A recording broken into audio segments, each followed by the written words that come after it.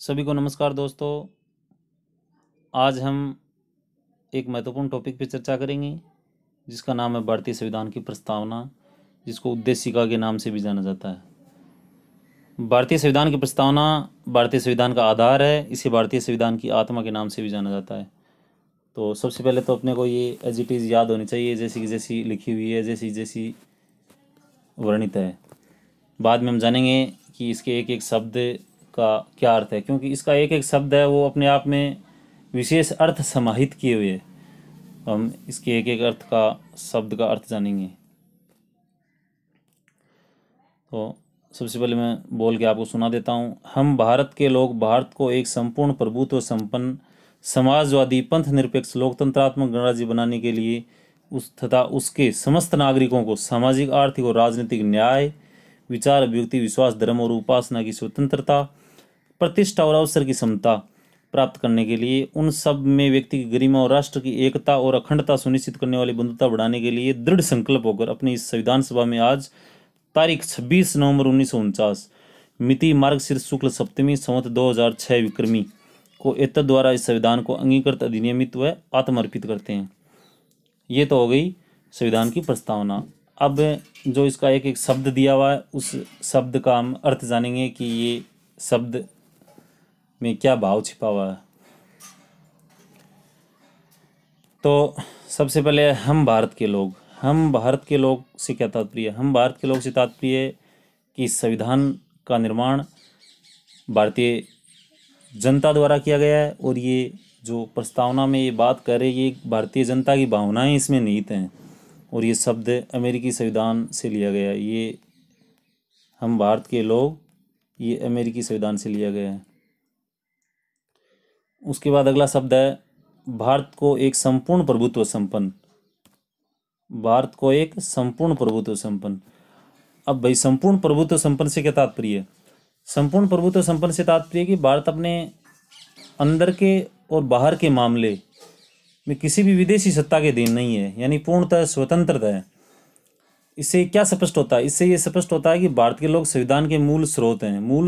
संविधान के मूल स्रोत भारतीय लोग ही हैं।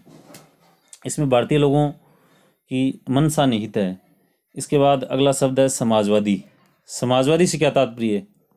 समाजवादी से तात्पर्य है कि संसाधनों का किसी निजी क्षेत्र, जितने भी उत्पादन और वितरण के साधन हैं उसमें किसी निजी क्षेत्र की भागीदारी न होके सार्वजनिक क्षेत्र यानी सार्वजनिक संस्था के हाथ में होना और जनता में ऊंच नीच का भेदभाव न रखते हुए सम्मान वितरण, समाजवादी से तात्पर्य है। और आपको मैं बता देता हूँ भारतीय समाजवाद लोकतांत्रिक समाजवाद है, न कि साम्यवादी समाजवाद। तो इसे राज्य आश्रित समाजवाद भी कहा जाता है। इसे हम राज्य आश्रित समाजवाद भी कह सकते हैं। एक और बता दूं कि भारतीय समाजवाद मार्क्सवाद व गांधीवाद का मिलाजुला रूप है। तो ये समाजवादी से तात्पर्य ये हो गया। इसके बाद अगला है पंथ निरपेक्ष। तो पंथ निरपेक्ष से तात्पर्य है पंथ के प्रति निरपेक्ष, यानी किसी भारत जैसे विविधताओं का देश है। भारत में अनेक धर्मों के लोग निवास करते हैं।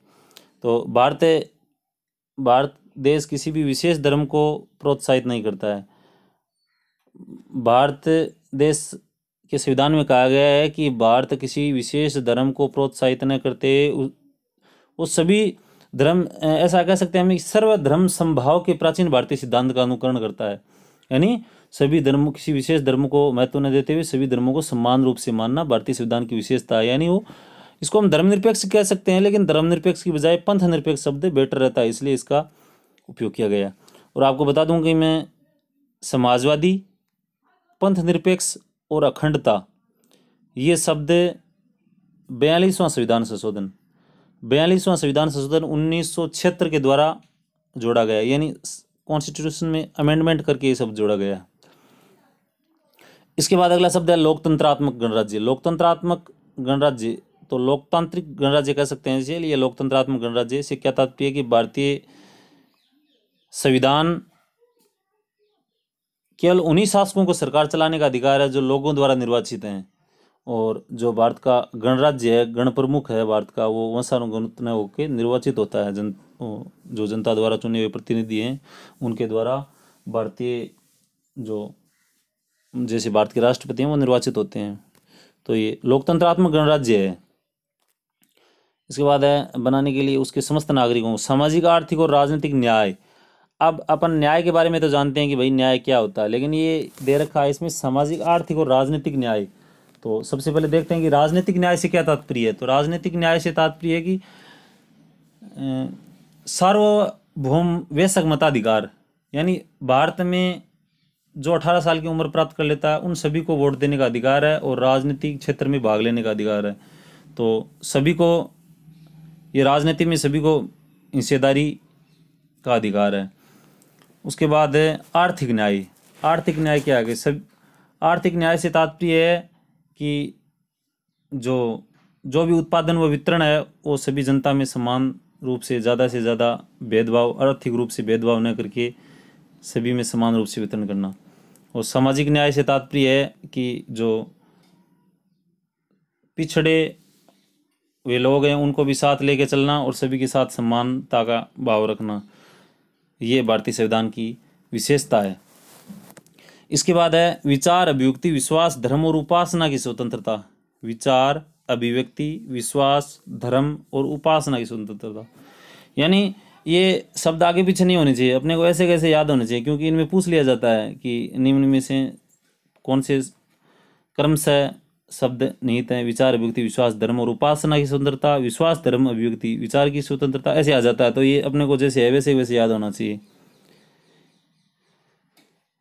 अब विचार, अभिव्यक्ति, विश्वास, धर्म और उपासना की स्वतंत्रता से क्या तात्पर्य है। इससे तात्पर्य है कि स्वतंत्रता एक मुक्त समाज की अनिवार्य विशेषता है जो किसी व्यक्ति के बौद्धिक, मानसिक व आध्यात्मिक पक्षों के पूर्ण विकास में सहायता करती है। तो भारतीय संविधान में जैसा कि भारतीय मूल अधिकार में दिया हुआ भी है, मूल अधिकार के अनुच्छेद 19 में 6 स्वतंत्रताओं के बारे में भी दिया हुआ है। तो ये विचार की, बोलने की, विश्वास की, धर्म की, उपासना की स्वतंत्रता है। उसके बाद है प्रतिष्ठा और अवसर की समता। प्रतिष्ठा और अवसर की समता से क्या तात्पर्य है कि समाज के किसी भी वर्ग को कोई विशेषाधिकार नहीं और बिना किसी भेदभाव के हर व्यक्ति को समान अवसर प्रदान करना प्रतिष्ठा और अवसर की समता है। प्राप्त करने के लिए उन सब में व्यक्ति की गरिमा और राष्ट्र की एकता और अखंडता, व्यक्ति की गरिमा, राष्ट्र की एकता व अखंडता सुनिश्चित करने वाली बंधुता बढ़ाने के लिए दृढ़ संकल्प होकर अपनी संविधान सभा में आज दिनांक, यानी जो भारतीय संविधान है वो कब अंगीकृत किया गया, ये 26 नवंबर 1949 को पारित किया गया, जो कि हिंदी महीने में मिति जो विक्रमी संवत है उसमें मार्गशीर्ष शुक्ल सप्तमी 2006 विक्रमी संवत को लागू किया गया। एतद द्वारा इस संविधान को क्या करते हैं, अंगीकृत करते हैं, अंगीकृत करते हैं, अधिनियमित करते हैं व आत्मर्पित करते हैं। तो इन शब्दों का भी गहरा अर्थ है, अंगीकृत, अधिनियमित व आत्मर्पित। तो